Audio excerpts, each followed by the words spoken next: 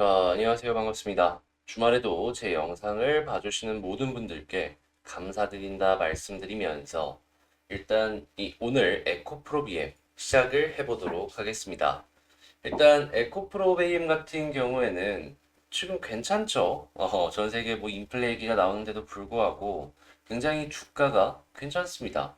금리 인상 이런 것들도 다 피해가는 움직임이다라고까지 해석을 해볼 수가 있을 것 같은데 도대체 지금 뉴스가 뭐가 나오고 있고 우리는 여기서 이제 어떤 걸 포인트로 잡아보면 좋을지 이걸 생각을 해보면서 이 에코프로비엠에 대해서 분석을 한번 해보도록 할게요. 일단 제일 먼저 그냥 최근에 나온 뉴스들만 조금 살펴보자면 이 에코프로비엠이 최근에 말이 많았죠. 예를 들어가지고 공장의 화재부터 시작을 해서 이 대주주인 이 회장이 주가 갖고 장난쳤다. 뭐 이런 것들 때문에 쭉쭉쭉 떨어지는 대주주 리스크를 맞았었는데 근데 결과적으로만 놓고 본다면 다시 회복세가 굉장히 강하다라는 걸 알 수가 있어요. 이게 왜 회복세가 강할 수밖에 없냐? 요거에 대해서 하나씩 하나씩 살펴보자면 자, 여러분들께서는 요걸 좀 알아야 될 필요가 있습니다. 그게 뭐냐? 배터리 쇼티지. 한마디로 배터리 이제 공급 부족. 이 부분에 대해서 이제 알아야 될 게 있는데, 물론 전기차 업체들 같은 경우에는 이 전기차 공급 양이 부족하다라고 하면 가격이 올라가는 것이기 때문에 싫죠. 싫을 수밖에 없지. 근데 이렇게 원료를 다루는 기업들 같은 경우에는요, 물론 원료가 단기적으로 확 급등한다라고 하면은 이 영업이익이 조금 줄어들 수는 있겠지만 장기적으로 본다라고 친다면 이거는 판가를 그냥 올려버리면 되는 거거든요. 판가를 올려버리면 되는 거거든요. 그러면 상황이 더 좋은 게 영업이익률은 일정 수준을 항상 유지를 하기 때문에 판가 올라가면 영업이익률은 똑같겠지만 영업이익은 올라갑니다. 그러면 당연히 회사의 영업이익량이 증가되게 된다면 주가에는 긍정적인 영향을 줄 것이고 그럼 이렇게도 말할 수가 있죠. 야, 그러면 전기차 가격들이 계속 비싸지기 때문에 전기차 판매량이 생각보다 안 좋지 않을까? 근데 지금 여러분들께서는 유럽을 시작으로 전 세계 친환경의 흐름에 대해서 알아야 될 필요가 있는 게 물론 내연기관 완숙되어 있고 그리고 이 전기차보다 싸고 하니까 좋죠. 그런데 이 해외에서의 시선은 조금 더 비싸더라도 힘들더라도 우리가 환경을 위해서 요 정도는 조금 감내를 하고 봐야 된다라는 게 대다수 이 유럽의 선진국들의 의견이에요. 미국 역시도 유럽에 따라가는 움직임을 좀 늦긴 했지만 바이든 때부터 보여주고 있고요. 그러면 내연기관 판매량 대부분이 이제 앞으로 전기차로 바뀌어 나간다라고 한다면 요 판매 증가량은 늘어날 수도 있다가 아니라 그냥 늘어난다.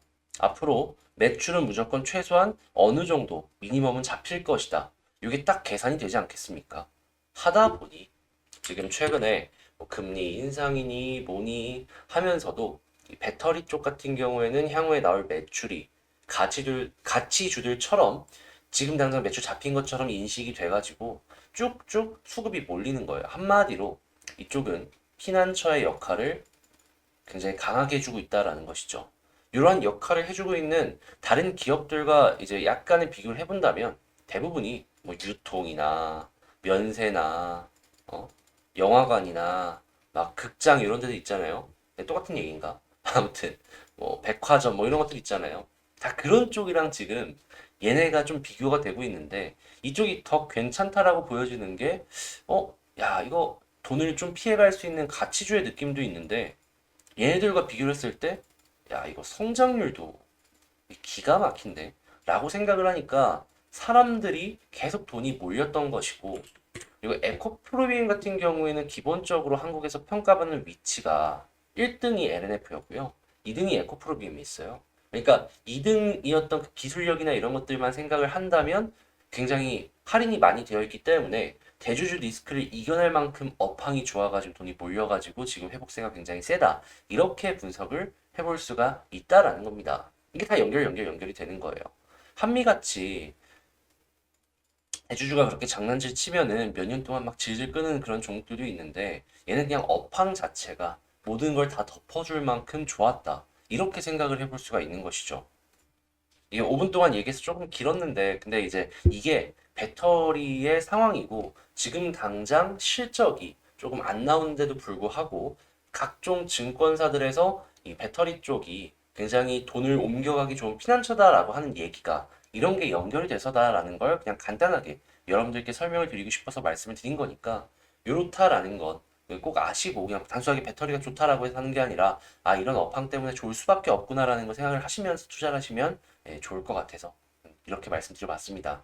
자, 그럼 중간에 구독, 좋아요 한 번씩 눌러주시고, 자, 그리고 에코 프로비엠이 여러분들께서 이제 알아두면 좋을 만한 게 뭐냐면 그동안 굉장히 주목을 받았던 게 양극재입니다. 이 양극재가 배터리에서 어떤 위치를 차지하고 있냐면 배터리의 구조를 좀 보자면 여기에 양극재 들어가고요. 여기에 음극재 들어가고 가운데 화재를 막아주는 분리막이 들어가고 그리고 이 가운데 이 전기가 왔다 갔다 잘해줄 수 있는 전해질이 들어갑니다. 한데 이 중에 가장 비싼 게 뭐냐? 양극재예요.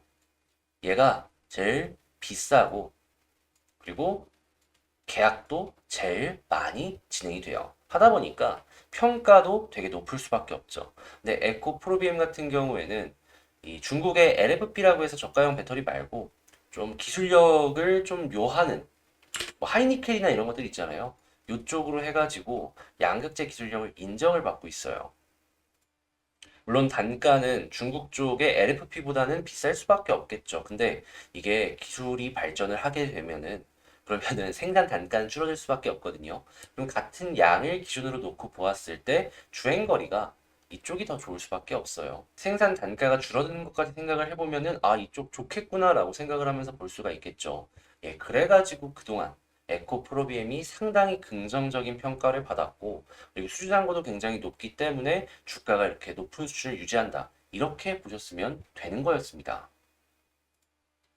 네, 말씀드렸다시피 이 배터리에는 여러 가지 부분이 있다라고 하는데 이번에는 이 고체 전해질을 만들기 위해서 연구 개발을 이소화학과 진행을 한다라고 이야기를 하고 있죠. 근데 갑자기 고체 전해질이 뭔 소리냐? 라는 이야기에 대해서 간단하게 설명을 드리자면 아까 봤던 이 배터리 가운데에 여기 분리막이 있다라고 하면은 왔다 갔다 하는 전해질이 있다라고 했죠. 한데 이 배터리 화재에 대해서 얘기 나오는 것들을 살펴보면은 대부분 요 전해질이 안정적이지 못하다. 요게 좀 저는 크다라고 그 보는 것들을 몇몇 봤었거든요. 물론 제가 전공자가 아니기 때문에 정확한 요인은 잘 모릅니다. 근데 요 전해질 자체가 고체가 아니다 보니까 안정적이지 못해가지고 배터리 화재에 큰 영향을 준다라고 해요. 근데 만약에 고체로 바꾸면 어떻게 될까요? 그러면 요 안정적이지 못하던 게 안정적이 되면서 화재 위험을 많이 줄여줄 것이고 그리고 이 전해질 자체도 에너지를 조금 담고 있는 그런 것들이 좀 진행이 되는지 뭐 손실비나 이런 것도 많이 줄겠죠. 주행 거리가 대폭 늘어난다라고 합니다. 그래서 이 고체 전해질이 지금 삼성이나 뭐 토요타나 이런 데서 계속 얘기를 하고 있는 전고체 배터리의 핵심 소재다라고 이야기가 나오는 것이죠. 근데 이제 한국 쪽에서 이를 굉장히 좀 밀어붙이려는 모습을 보여주다 보니까 에코 프로비엠 역시도 여기에 우리 또 뒤처질 수 없지 한 손 걸쳐볼까 라고 생각을 하면서 이렇게 손을 좀 얻는 모습이다라고 볼 수 있을 것 같고요. 다만 이 고지혈 좋죠. 좋은데 이제 알아두시면 좋을 만한 내용에 대해서만 그냥 간단하게 좀 정리를 해보자면 이게 계속 길어지고 약간 교육 영상처럼 돼가지고 이게 지루할 수도 있는데 그냥 알아두면 좋습니다. 그래서 이제 말씀드리는 거니까 그냥 수당 얘기하는 것들 그냥 들어가 주세요. 일단 첫 번째 고체 전해질 처음에 만들 때 당연히 이제 막 만들 거기 때문에 비싸겠죠. 자 주행 거리도 많기는 하는데 우리가 일반 출퇴근한다라고 했을 때 막 800km, 1000km 이 주행이 필요합니까? 아니죠. 자, 그리고 세 번째, 만약에 배터리 충전 속도가 지금보다도 더욱더 빨라지는 모습이 보여주게 된다면 인프라만 확실히 깔리면은 더더욱 고체 전해질의 메리트가 많이 떨어질 수밖에 없어요. 얘가 훨씬 비싸다 보니까 굳이 비싼 거 사갖고 야 이걸 다 탈 수도 없는데 왜 샀을까 생각하는 것보다는 싼 거 사가지고 자주 충전하면서 뭐 출퇴근 이런 것만 타고 다니면 되는 거니까.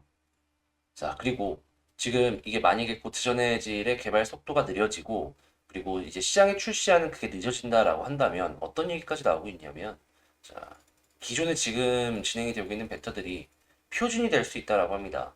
표준이 잡히면 얘가 그걸 깨고 들어가야 되는데 상당히 어렵겠죠.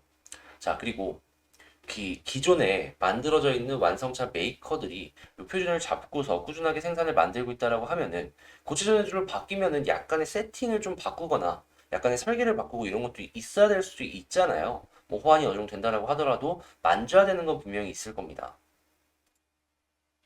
그들이 특히나 그 배터리가 싼 회사들 같은 경우에는 그런 것 모든 것들을 바꿔가면서까지도 이 새로운 제품들을 출시를 해야 될 메리트가 있냐? 요거는 의문을 가지면서 볼 수밖에 없다라는 것이죠. 그래서 얘기가 이 속도가 계속 늘어지는 모습이 보여지게 된다면, 요 생산 단가가 싸지는 것이 아니라면 결과적으로는 들어갔을 때 고급차 위주로 들어가지 않을까라는 평가도 있다라는 거. 그래서 이 고체전의 질 좋은데 속도가 느려지고 미뤄지고 미뤄지면은 요게 생각했던 것만큼의 매출이 안 나올 수 있으니 배율을 지금은 높게 두되 이 개발 속도가 느려지면 느려질수록 배율을 조금 낮춰서 보수적으로 봐야 되는 그러한 관점이 있다라는 거. 이게 시장에서 많이 나왔던 얘기예요. 좀 정리를 해드린 거니까 이러한 것들도 있구나. 이게 마냥 좋은 것만은 아니구나. 라는 걸 생각을 하시면서 여러분들도 참고를 해보시면 좋을 것 같습니다. 안 좋다라는 게 아니에요. 근데 그냥 100% 이거 되면은 대박 날 거야. 기존에 있는 전이제 다 죽이고 얘가 대박 날 거야. 이런 거는 아닐 수밖에 없다라는 것이죠.